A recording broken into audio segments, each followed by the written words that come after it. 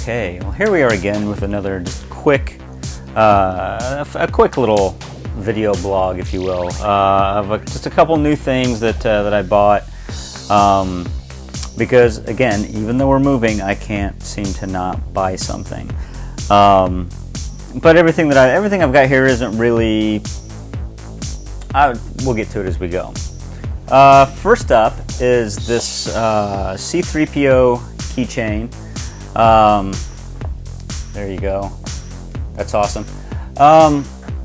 And I bought this because it was like 99 cents at a local drugstore, and I didn't have any of the other ones from this line, but I did have the Grievous, Anakin, and Captain Rex from the Clone Wars lines, and kind of dug those. So grab the 3PO, and he will adorn a backpack just like they do. So that's, you know, that's cool. I've always liked 3PO, so that'll just be a fun, inexpensive little thing to have. Next to that is, pardon me. Next to that is a figure that I showed in a previous vlogabaga, and it's this Obi-Wan Kenobi as a clone trooper. And really what that is just it's the head of an Obi-Wan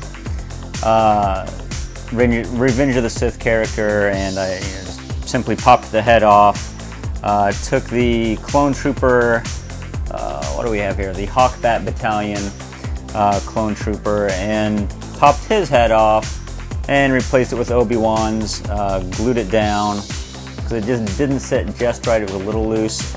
And I put it back in his package, and that was actually the coolest thing about this one is I tried to figure out how to remove a figure from the package and not damage anything involved. So what I did was I took an X-Acto knife, a modeling knife, and very carefully found a layer within the cardboard that I could start to trim. And I took the edge of that knife and trimmed back and forth, back and forth, back and forth until I got actually the entire back layer of the cardboard off. Then I took the X-Acto knife, the modeling knife, and cut through the cardboard into the back of the figure packaging under the bubble, and just quite simply lifted that up, pulled the figure out, did what I needed to do, put it back in, except when I did this I also put in his lightsaber, and I also put the clone trooper helmet down toward his foot, so that everything was back in there. And then I simply took puzzle glue and brushed it on the layer of cardboard. Well, okay, first of all, where I cut the cardboard to get into the bubble, I used Scotch tape, taped that down. Pretty seamless actually. Taped that down, and then I took a brush. I put puzzle glue all over the layer of cardboard, and then I simply took the layer that I had peeled off, stuck it back on, set it flat, stacked CDs around it so that it would hold,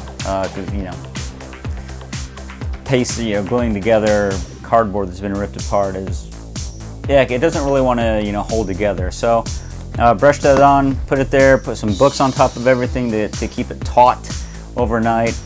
And the only thing really is on the back, and I'm not sure how well this is going to be seen. There we go, maybe with the light hitting it right. You can see that it ripples a little bit.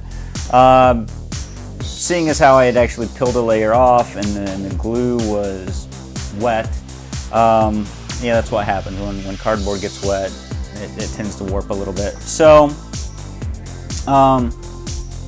still, not a bad deal. I actually made this, I made mine a year ago, possibly, probably. I did not go through the care of repackaging it. I just kind of ripped them both open, made them, and was done with it, and made one as Anakin as well. But I've got a good friend in the UK by the name of Gary, and Obi-Wan is his favorite character, and I thought this would really rock because, well, you just don't see those everywhere. Until I made mine, and then all of a sudden they released it.